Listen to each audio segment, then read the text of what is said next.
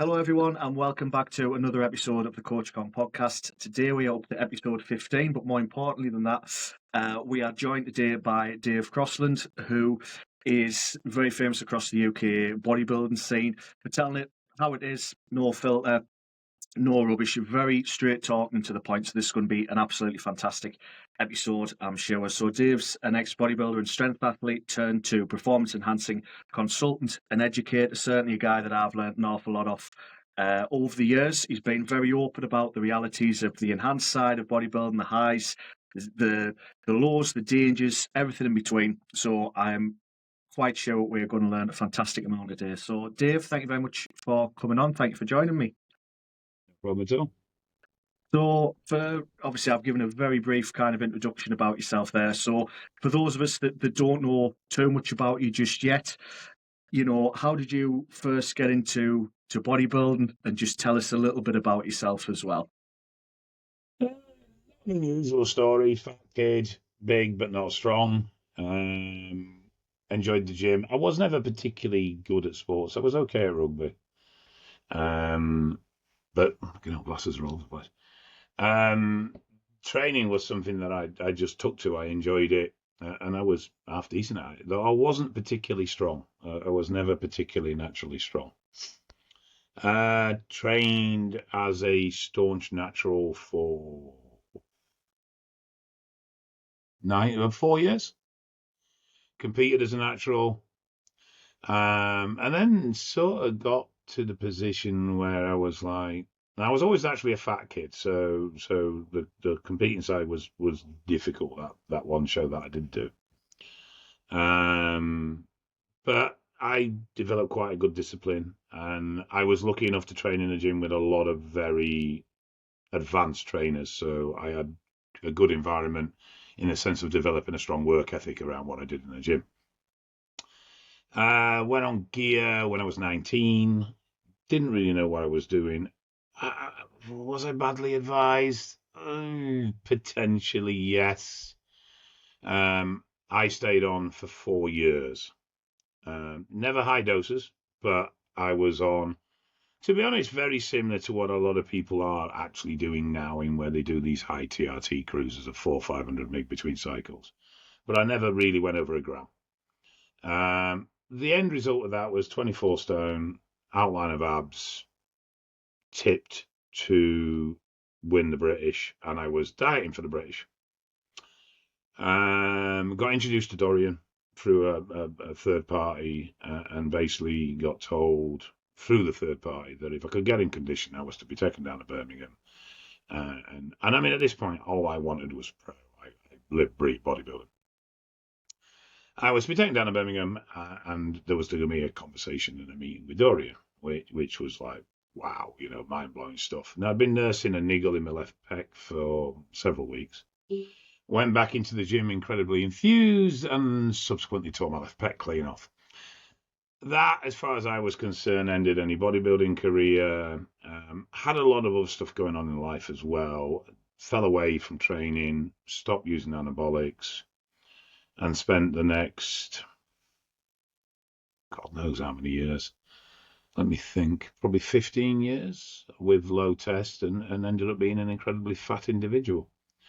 Got the wrong side of some legal matters, spent some time in prison. Ultimately, it was VAT evasion and receipt of stolen vehicles. Came out of prison having dieted down to 19 stone. I was, prior going into prison, 27 stone.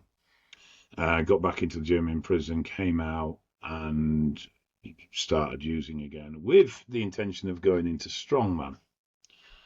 So I did a couple of cycles, still circa a gram, and discovered I wasn't very good at strongman. I had good shoulder power. I had very poor grip, couldn't deadlift for shit. Good leg power, good back power in a sense of like a rowing movement, but absolutely garbage when it came to anything like a deadlift. And I couldn't hold things very well. Alvin Small convinced me to diet for a bodybuilding show. So I started dieting. I was about 350, 360 pounds, sort of strongman-esque physique. And I finished my diet. I was 306 pounds. I did 11%. Wow. Still had a torn peck, obviously. A couple of other tears on the way. Same, mate. Uh, and I just realized I didn't want to step on stage. I didn't want to compete. I wasn't doing it because I wanted to do it. I was doing it because people were wanting me to do it. But I love training. I love growing. And I felt like, and this probably sounds a bit stupid, but I felt like I was ready to grow. I felt like the only thing that was stopping me moving forward was the calories, and it was the diet that was holding me back. In the long term behind that, I'd been sponsored by SSN. Rich Piana had hit the big time, particularly with his openness. So he was still with Mutant at this point. He hadn't set up 5 for Yes, I 7. remember that. And SSN, or the guy that had the franchise for the UK, approached me and said, "How do you fancy doing a Rich Piana-esque off season? Documenting everything." Mm. And the more I thought about it, the more I was up for it. But the condition I said to him was, it's going to be warts and all. I'm not going to do an Americanized, only show the good bits sort of Yeah. bullshit. I'm going to do it. I want to do warts and all because I think it would be a useful educational thing as well, because there is nothing about high dose cycles. And I'd already been toying with the idea of just seeing how far I could push things. Just a personal experiment. Nothing more than that. I genuinely wanted to know what happened when you pushed the doses super high, and how big could a human being actually get. I was already working in harm reduction education with the needle exchanges, so that side of things was already developing. Um, and that's how UC the 3 project was born. We went with the name because SSN were going to launch a freak brand. That never happened, and they pulled the plug on the project. They also said they weren't comfortable with me as a sponsored athlete being so open. So I respectively resigned my sponsorship. No fallout or anything. It was just a business situation. You know what I mean? They were nervous about being associated with an open steroid user, which I understood. But I was sold on doing the project, so I did the project off my own back. But the name stuck. I've never been a fan of the name. I've never liked the name, but it is what it is. But that's where the name came from. Got you. And I remember doing the early videos, the blogs and stuff, and 5 followers, and I got a lot of abuse, without doubt. And I mean, it's actually my 54th birthday today, and most people didn't say I would make 45, so I'm still going strong. Actually, outlived some of my critics, to be fair. Great place. But what that resulted in then was me reaching the dizzy heights of 415 pounds through 2 cycles, of which we documented in 2 films. Hmm. Pushing the doses into the 4.5 gram region, very high doses of insulin, very high doses of growth hormone, and disappearing down a bit of a rabbit hole a couple of times around drug use and my relationship with drugs, definitely. Subsequently, I have stage 4 renal failure, heart failure, ICD running my heart, and my ejection rate is 30%. So didn't come out of it with no scars. Structurally, I'm not so bad. Not really that. I've got a total of 22 muscle tears, but they've not come from the project. They've just come because I like to train hard and I like to train intensely. And unfortunately, Yeah. things tend to break when you push the limits with it. Never been one for single reps or low rep sets in the sense of 1s and 2s. So my tears have always come at high rep failure points. Got a bit of damage to my back, but that's from an accident. A bit of damage to my neck, which is most likely training related. And then quite a lot of damage to my feet, which is, I don't know if it's body weight related, potentially, or if it's that I did 1,050 pound calf raises, but the bones and joints and feet are shot. So I do have some issues, but I have no regrets. That's good. Badges, I wouldn't say I wear them proudly, but I wear them with no shame. I'm open about what I did. I'm open about the consequences of what I did. It was my personal journey. It was my personal choice. I don't blame anybody else. I don't regret it. And given time again, I would probably have done the same bloody thing. On the sideline of all that, I got more and more involved in harm reduction work. I now contribute to the ACMD, which is the Advisory Council on Misuse of Drugs. I'm the chairman of the Expert Advisory Board, which ties in with ASUK, which oversees steroid research in the UK. So I do quite a lot of, I won't say a lot, but I attend conferences and seminars around steroid misuse and stuff like that. I run Eval, which is a blood testing company, Yes. which we test anybody, but we have a niche market in users. Coach. And I'm also recognised as an expert by the English judicial system in the use of steroids as well. And that's pretty much where we are. Fantastic. So a lot of fantastic work that you've done, as I say, particularly on the health side, which I do want to get into with yourself as well. But I think you really kind of opened up the conversation over the years about, steroids being used in the industry. And compared to, say, 10 to 15 years ago, do you think we've kind of advanced a little bit more in terms of the education and everything like that, and keeping people safe and being more open at the same time as well? Double-edged sword. So there is more awareness. There definitely is more awareness of the risk, and I think that is a positive thing. The ultimate, the thing with this is what you've got to understand is what harm reduction is in a global sense and what harm reduction is within a user community sense. So harm reduction within a global sense is minimizing the risks that people expose them to. And the ultimate goal with harm reduction is cessation of use, is stopping people using, because that's the only way you completely minimize harm. That's where academia sits, support services sit. The user community's idea is harm reduction is, how can I minimize the problem so I can use more? And that's where the problem occurs. So though the user community is much more aware of the risks and much more active in getting blood works and health checks, that is good, but they are forever trying to find ways around problems to continue and establish usage.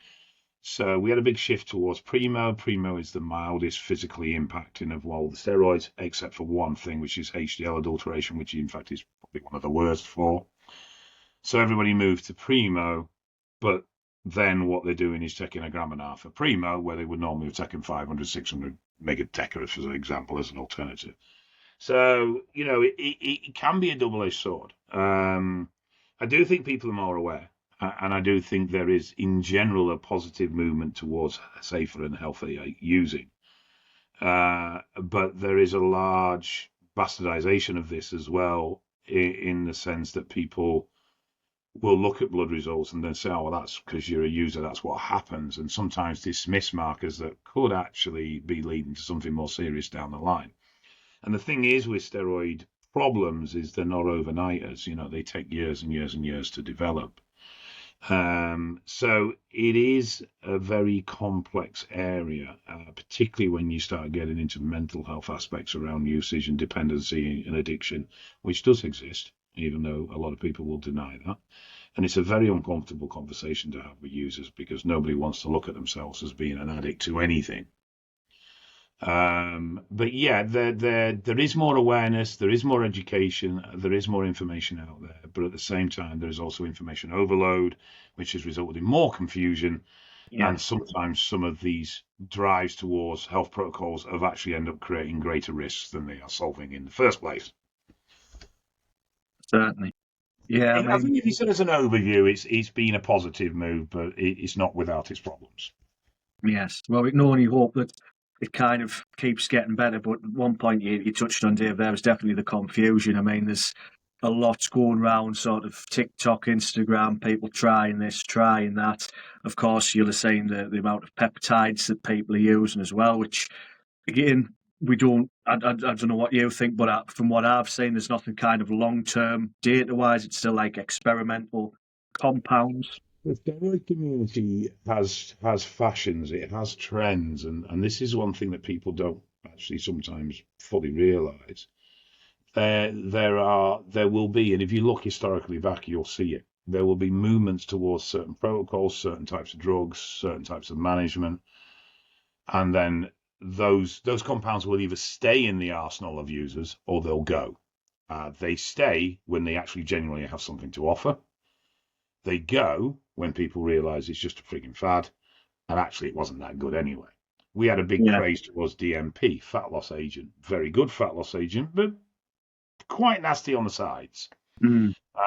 That went because people realised that the sides were too difficult to live with, and actually you could get equal results by using the traditional fat burners like T3 incline and all that sort of stuff.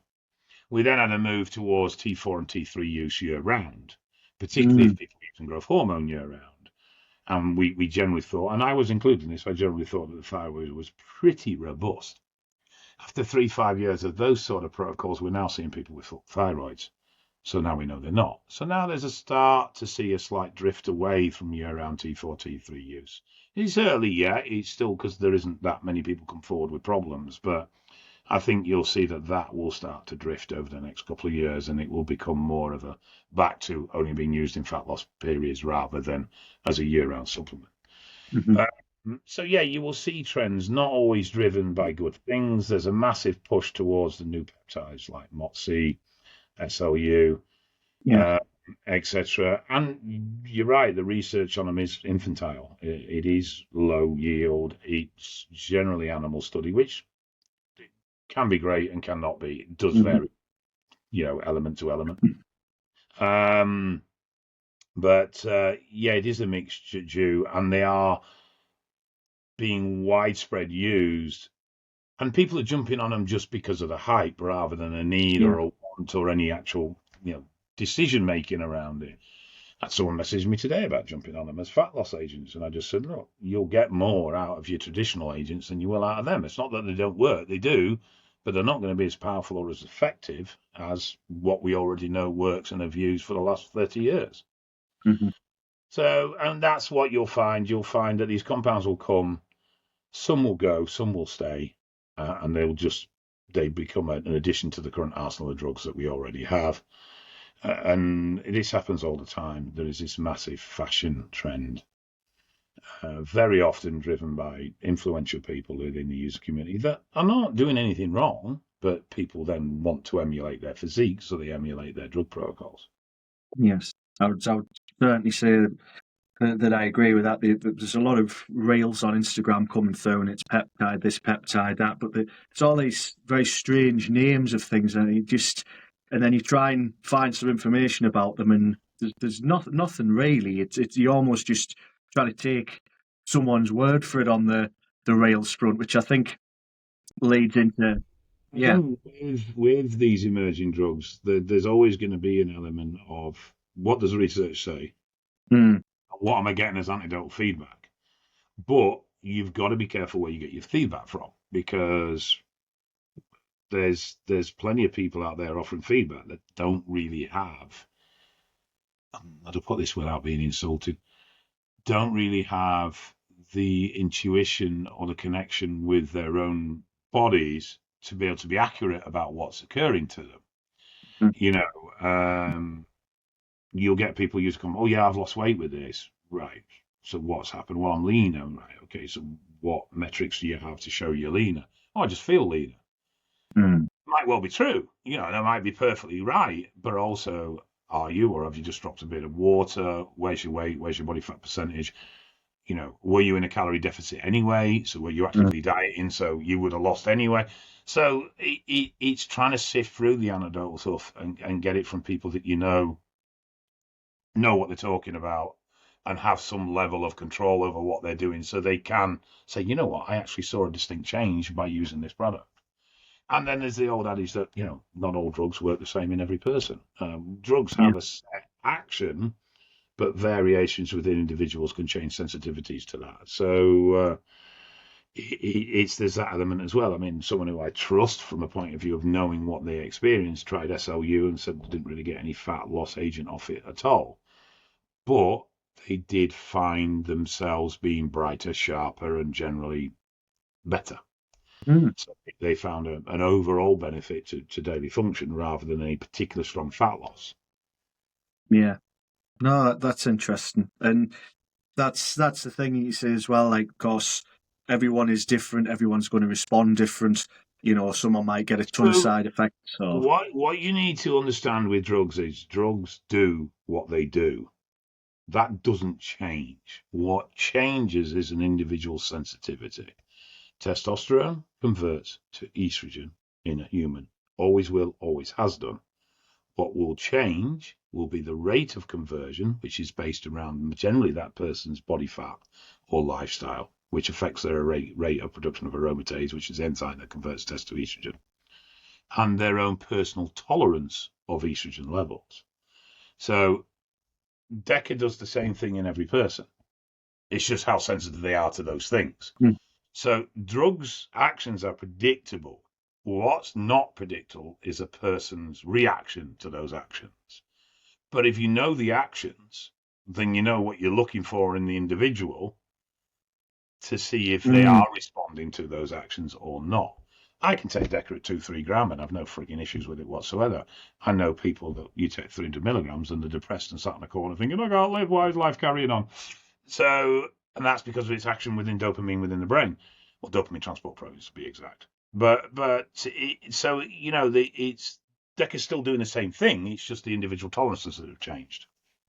Right, yeah, very, very interesting. It's, yeah, as I say, it's definitely sort of one of those things that people need to be just a little bit more aware of. But one thing I'd ask as well is, what would you say the biggest myths are going round, sort of, that people still believe around, you know, say steroids and your peptides and all that kind of thing? Is anything overall? Is it just the old adage of, if I take this, this is going to do this and this will work for me?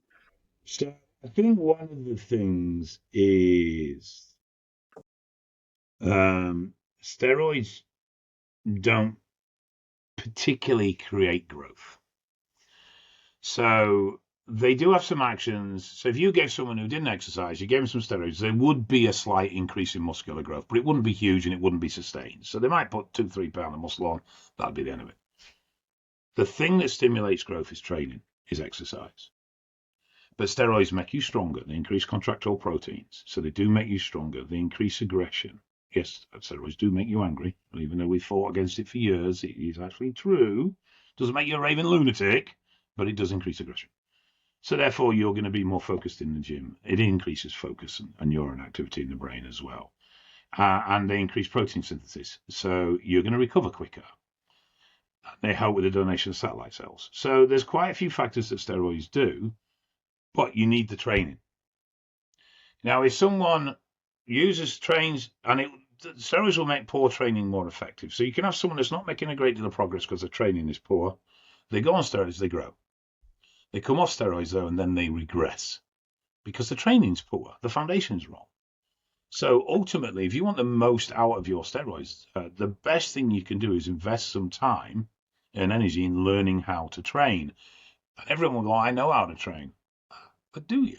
Have you actually ever measured that? Have you ever tested that against somebody that does? Have you ever spoken or spent time or had a session with somebody who does know how to train? You might find you know a lot less than you thought you did. Or you might find that the level of intensity required to stimulate decent muscle growth is a lot further up than you realized it was. So there's things like this. So yes, I would say that one of the big myths that still persists and will for probably decades is that gear is the answer to growth problems. It's not. The other thing is growth hormone, despite what the name says, isn't going to actually make you massive. Think of growth hormone more as a well-being drug, a recovery drug, improves recovery, speeds up health and recovery. I don't see it as being a massive anabolic agent. We used to think that. Studies have now shown that GH actually reduces athletic performance. Really?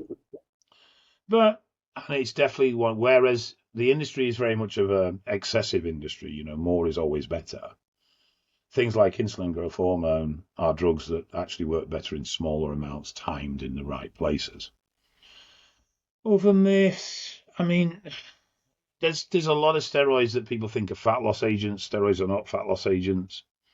The cutting drugs sometimes gets chucked around. And they're used in diets because they don't turn to estrogen, so you don't have to deal with water retention or the fat storage promotion that estrogen creates. So they're ideal for those scenarios, but they're not actually cutting agents in their own right. Now, don't get me wrong. If you increase lean muscle mass, you'll increase lean calorie burn, and therefore, even if calories are the same, if you've got more muscle, you're going to get leaner. Mm-hmm.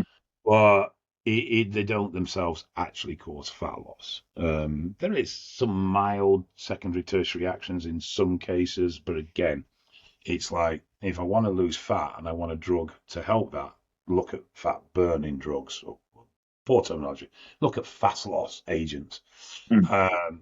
rather than anabolics. And then there's a big trend at the moment towards using anabolics to control estrogen. Now, there are several drugs. Masteron acts like a SERM, it blocks estrogen. Primo lowers estrogen, and EQ lowers estrogen. If you were on 500 milligrams of testosterone and that was your chosen dose, and you were experiencing high estrogen, do not add in another anabolic to control estrogen. It's stupid. You're going to put more risk than you are. Take anti-estrogen medications like a Romsin or a Remidex, depending on the situation.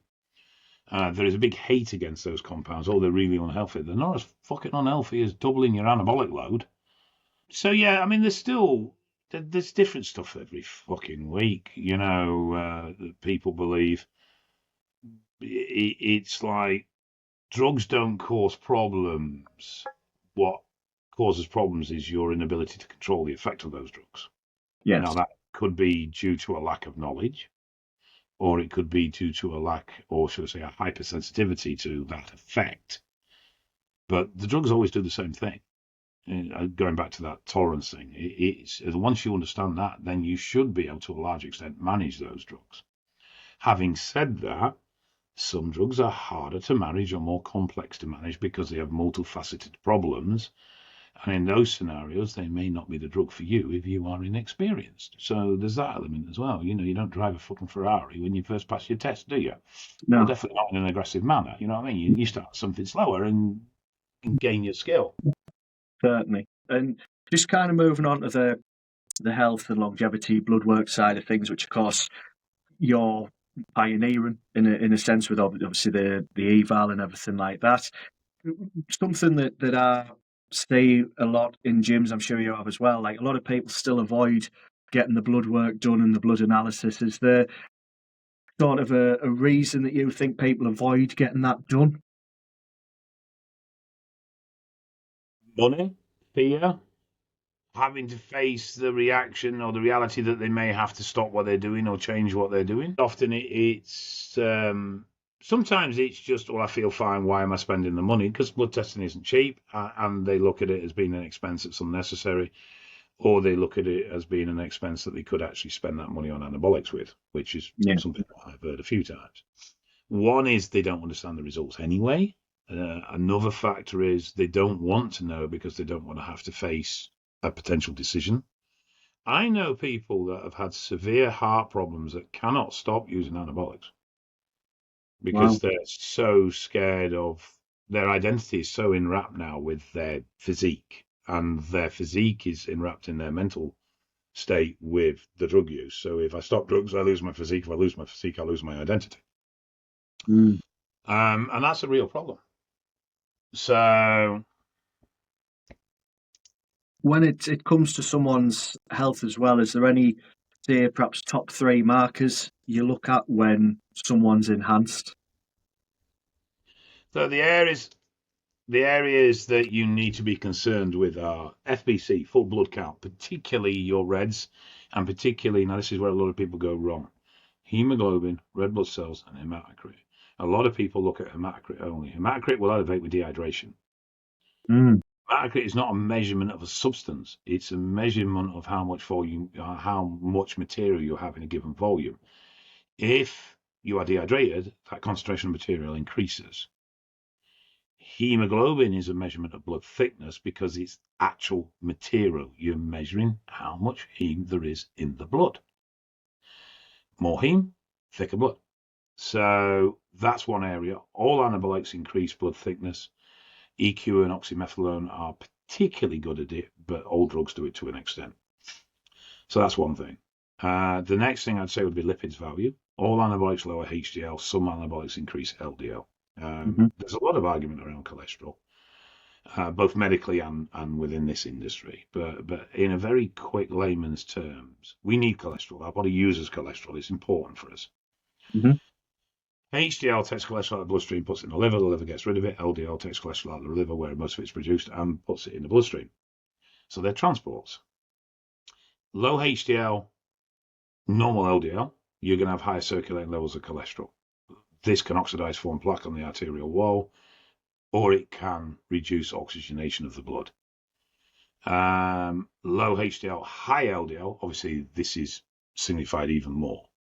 Low LDL, high HDL, you're not going to have enough cholesterol in your bloodstream, and you're actually going to damage your health from that point of view. These are long-term problems. They're not things that create problems in a month or 6 months. This is years. Years and years and years of these scenarios will create a potentially higher risk of narrowing of the arteries, formation of plaque, blocking of the arteries. Combine that then with thick blood that clots easier, and you can see how you start to create a recipe. And that recipe is heart attack, technically known as a myocardial infarction, if we want to be technical, which is a blockage of the blood that supplies the heart. Not the blood that the heart pumps around the body. That is just a blood clot.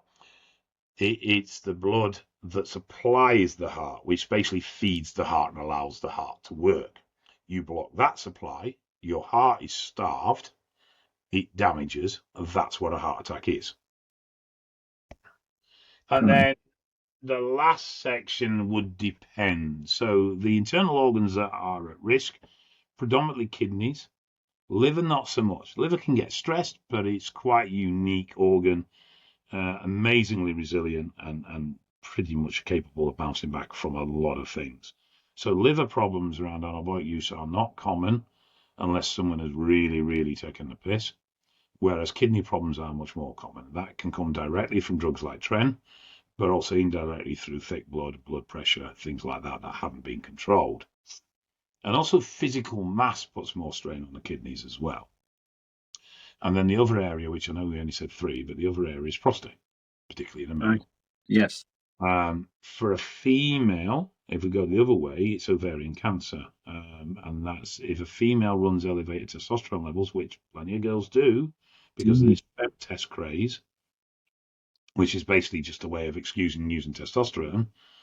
And 90% of them don't actually need it. The test was just low at that point because they were in a diet phase or low fat phase. Fat has a massive impact on female hormone production. Then if they're running above range, they significantly increase the risk of cervical cancer. Again, long term, they thicken the womb lining, which also increases the risk. So, which is where PCOS comes in, because what they're doing is replicating test levels of PCOS. And those are the problems associated with PCOS. So they're your main risk areas. So if someone's been there and done it like yourself, what does to you real recovery and healing look like to try and turn Sometimes it's not it around? possible. You know, kidney damage you don't generally recover from. Liver you do. Heart damage you can to an extent. It depends where it is. But if you've had a heart attack, that damage is most likely going to be permanent. So cardio is your best friend. And I'm not talking about watching a podcast on a treadmill. I'm talking about proper, hard, challenging cardio. 2 to 3, 20 to 30 minute sessions a week of blowing out your arse is your best friend. The heart is by far the biggest risk factor, and it's the one that's the hardest to monitor. Bloods will determine heart risk factors, but they won't really give you an indication of heart health. You really need an echo for that. You need a physical scan of the heart. Recovery post-damage depends on the type of damage. The more permanent situations would be a destroyed endocrine system, i.e. you don't produce hormones anymore. Fairly commonplace, fairly well accepted. Guys are pretty much, just go on TRT. And they're fine with that until it comes to having kids, and then sometimes they can get a bit, oh, shit, right, now I've got fertility problems. I think probably, so liver, that will generally recover. Cardiovascular issues can be managed to a degree depending on how severe they have developed. When you're at my point, then not really. But, I do know plenty of people that have had issues, even had heart attacks, and gone on to live very active and healthy lives just because that's been the point at which they've stopped. Blood thickness, that can be dealt with. That's not an issue. Lipid values can always be returned to normal. Prostate enlargement, if from anabolics, is more of an inconvenience. It's not going to cause a significant health risk. But obviously it can cause some lifestyle issues around, urinary problems and stuff like that. Mm-hmm. But probably the one that we're not talking about a lot is mental health. Yes. And mental health within the user and the bodybuilding community as a wide is garbage. It's generally very shit. The industry promotes obsessiveness, promotes extremes, and people struggle with it. And the number of people I know that struggle with even just reducing the dose, let alone considering coming off, is huge. They reckon about 80% of steroid users will be drug dependent, as in mentally drug dependent. And it's always it's a bit cruel, but it's always interesting if you propose to a user that, I mean, I'm on TRT, I've got no choice, but I was quite lucky, and I don't know if it was because I had the health problems or just because of where my mindset was. When it came time to stopping, I had no issue with fucking stopping whatsoever. In fact, I was quite happy to do it. But there was points on my journey where I got very drug focused, and rather than looking at how can I get my diet better or how can I get my training harder, I was just sat there thinking, what more drugs can I take? Really? Yeah. So I've definitely been down that rabbit hole for a period of time. But whether it was the health issues that stopped it, whether it was my support network, i.e. my wife, or just because I'd never had that relationship with drugs for the most part. Like I said, I had it for a period of a couple of months maybe, but for the most part, I'd always looked at steroids as a tool. I never went on steroids because I wanted to go on steroids. I went on steroids because I wanted to train harder. Right. So there's a difference. Goal rather than the goal, whereas a lot of people going on steroids is the goal, and I think that distinction helps. Or maybe I was just fucking lucky. I don't know. But I've not just a couple. I mean, we're talking hundreds and thousands of people that I've worked with that have very struggling relationships with their drug use and whether they could even face or consider cessation. For the most part. What advice can you give to those individuals? Like, even the guys that are maybe coming off from competing or wanting to or looking to maybe come off sort of the steroids and that kind of thing. What is the right thing to say? The first thing is you're not going to stop someone using any compound if they don't want to. So, and this is something I shout about in the harm reduction circles. You have this underlying drive for cessation of use, which is just stupid, because 99.9% of your customer base isn't interested in coming off. So if someone doesn't want to come off, they're not going to do, irrespective of what health concerns they might be faced with. Now, it may take some time. It might take some discussion, and it might be that they're not wanting to come off, not because they want to keep using drugs, but because they fear the effects of coming off, usually relating to a lack of size, physique. So it's trying to get those individuals to take stock and value in who they are as people. When you concentrate on the physical, when you concentrate and put a lot of money and a lot of effort into your physique, which is necessary if you want to develop a physique you're proud of, then that becomes important to you. It can become a priority, and you can devalue your own self-worth in the sense of who you are as a person, your character, your spirit. And as a result, you only see value in your appearance. So obviously when something threatens that, which in this case is cessation of drug use, that can be a very, very difficult conversation for somebody and a very difficult concept to wrap their head around. So it's, I've met a few, you'll see it, so sidetracking slightly, but you'll see it in pro athletes where they've been a tennis player all their life. They're known as a tennis player, then they retire and they don't know who they are anymore because they were a tennis player. They weren't John. They were a tennis player. Yeah. So I think it's important to maintain other interests. It's important to have a diversity.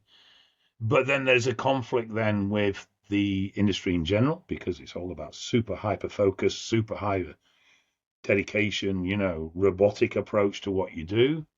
And to be fair, as in any sport, if you want to be top of the tree, you're going to sacrifice pretty much every element of your life. The world's best swimmers don't really have social lives. The world's best cyclists don't really have the most amazing social life because they're training all the time. Top athletes train every day.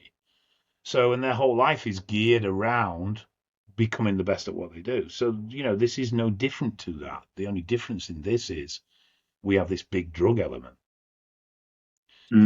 which becomes part of that mechanism. So, stopping taking drugs, even with anabolics, and I'm not saying that they are like heroin in their addiction form, and they're not, but it can be as difficult as someone coming off a hard recreational drug.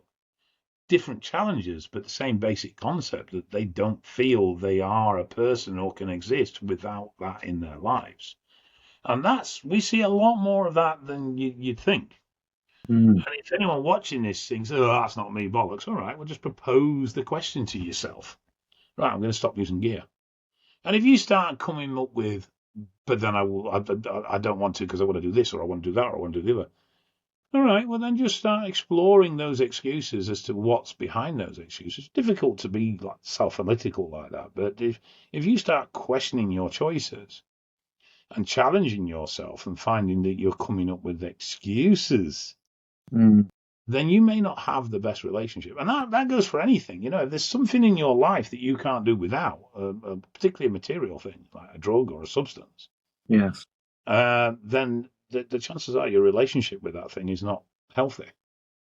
Whether you stop that or not is a personal choice. And I don't have any judgment about people I couldn't live life without coffee.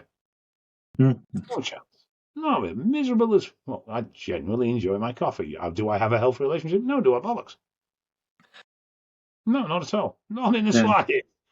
But I'm aware of that, and obviously coffee is such a great health risk, but I still have to be sensible about it. I could drink the fucking stuff all day long, but I have to limit myself because I know if I don't, I'm going to drink way too much of it. And then I'm going to be badly dehydrated, and my heart isn't great, and that amount of stimulant isn't going to be good either, and so there are consequences. It seems a weird analogy, but it is similar. You do need to challenge yourself about the things you do that you do automatically. And like, oh, do I really need to do this? Should I be doing this? Is it good for me? And I'm not saying you need to live your life as a monk and do everything that's good for you, but just make sure that when you're taking these risks, you do them with full consciousness of the risk. Because I think the problem with a lot of the problems with anabolics is people just aren't aware of what risks it's posing to them. And if they are aware, we'll very much have this, what happened to me attitude, because, oh, well, this person died. Yeah, but they took loads. I'm not taking loads, and all this sort of facts. And there's plenty of people had severe health incidents around anabolic use that haven't been massive abusers. They've just been long-term users. Yeah, and it's just the culmination of problems that rack up along the way, isn't it?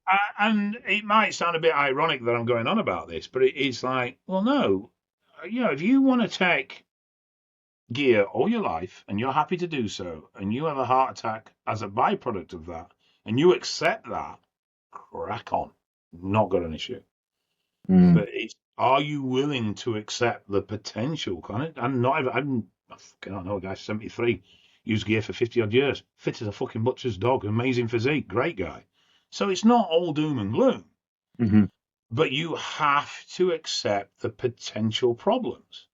There's no point 5 years down going, this is fuck because well, you took it, mate. So deal with it, and shut the fuck up, because you did this. The drugs didn't hurt you. You did.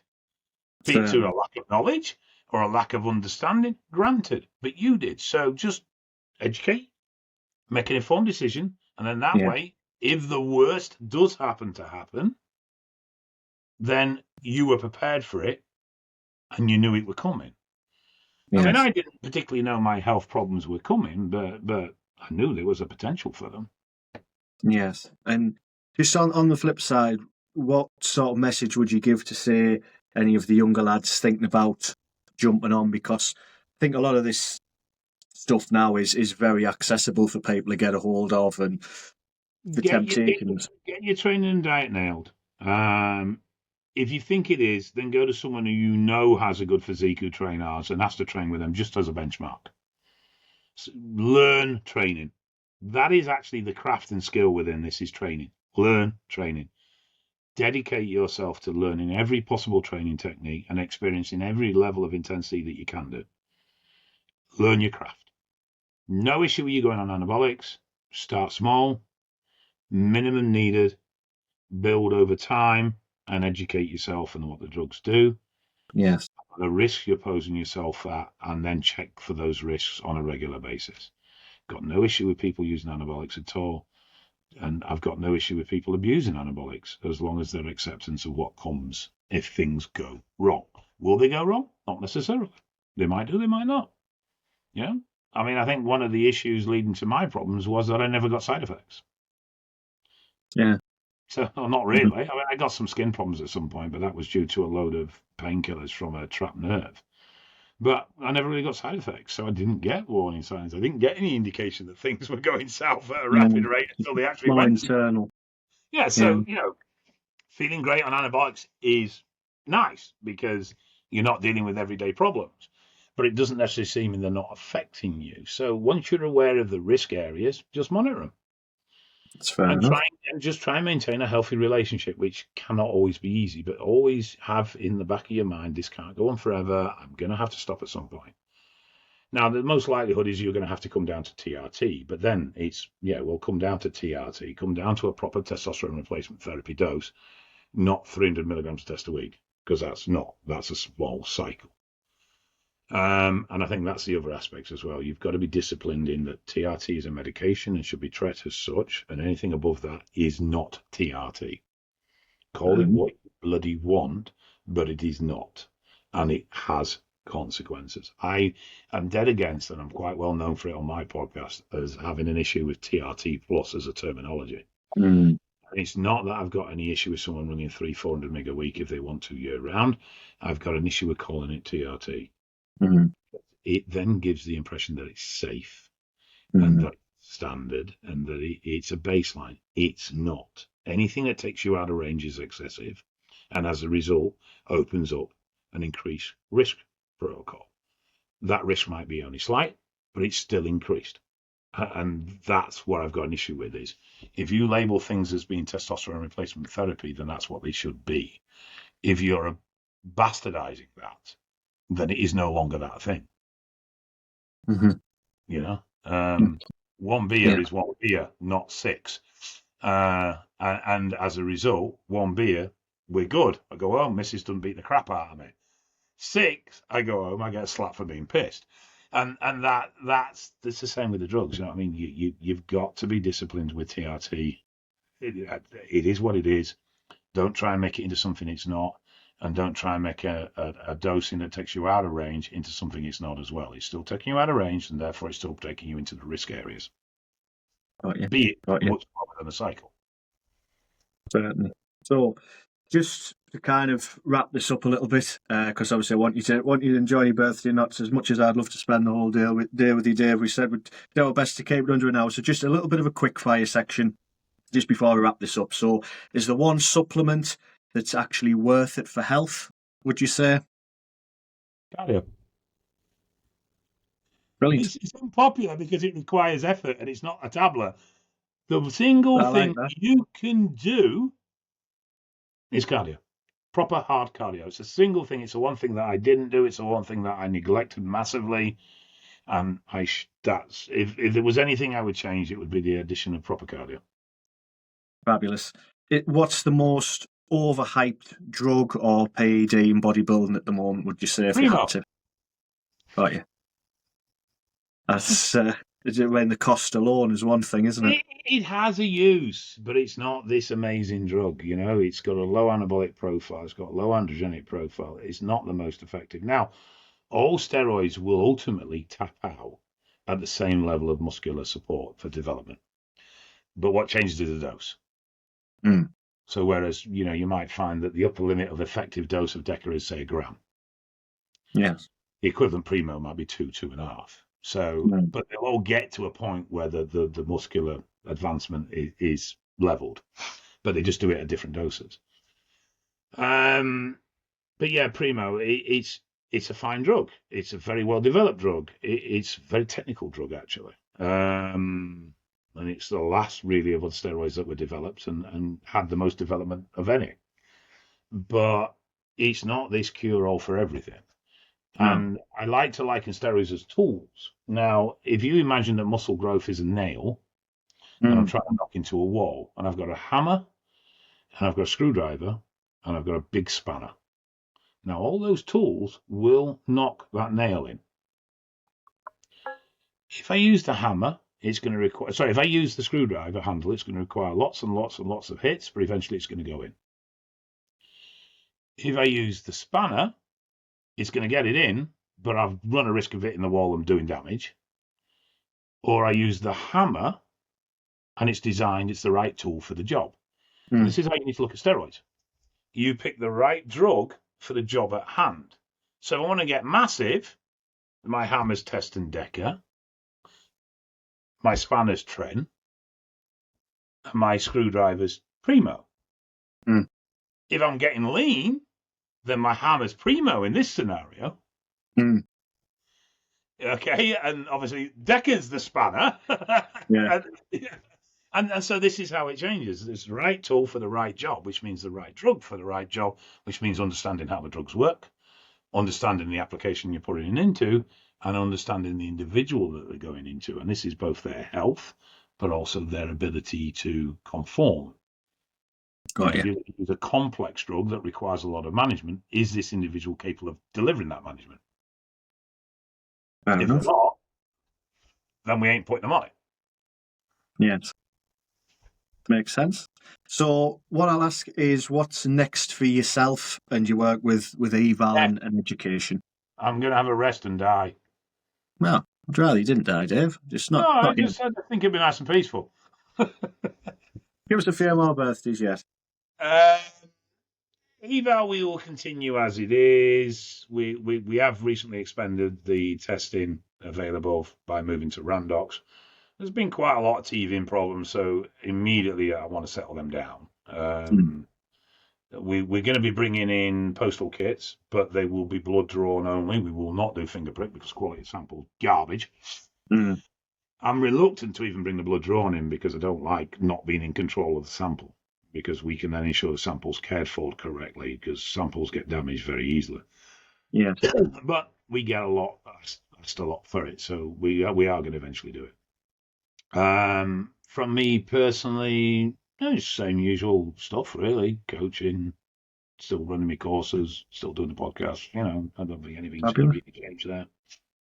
What's a typical day look like for yourself then, Dave? Are you still able to do a bit with the weights, or are you just? I don't train at all anymore. Right. So you just. No, work is demanding. A 15-hour day is not unusual. Right. But the other factor is I enjoy training because I could push hard. I can't push hard.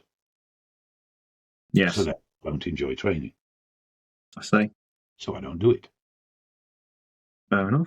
No, I was curious about that. I didn't know if you still just did just the odd pump workout. The idea of training, the thought of training, and it's not about moving big weights. I don't care that I'm not strong. I care that I can't train with intensity, and that's the difference. You can train intensity with a 20-pound dumbbell, you know what I mean, and that's fine. But I can't do that. I can't push hard, and that frustrates me, and I end up hating the workout. So why would I go to a gym to make myself miserable 4 or 5 times a week? Fair enough. Do you do any sort of PT work as well? Any one-to-ones to get people? Don't have time. Just don't. Very occasionally I'll do a one-to-one coaching with one of my clients, but I just don't have time. So coaching's mainly online. That's fair enough. It's just time constraints with that. It is. There's just never enough time. I mean, we've been chatting an hour, and I've probably got 30, 40 messages I need to deal with now. Looking at that. Yeah. Well, I shall let you go. Just the last one I'll ask is, where's best to find you, to reach out if they want to work with you, learn from you? Socials, so Instagram or Facebook's the easiest way to get hold of me. You can message through the Eval website as well if you want to. It will get to me. But yeah, I'd say socials, either DM on Facebook or Instagram's the easiest way. Fabulous. Well, Dave, it's been an absolute pleasure. Have a fantastic birthday. Thank you very much for spending a little bit of it with me and the rest of us listening. It's been brilliant. So thank you ever so much, mate. Take care. You too now. Bye-bye.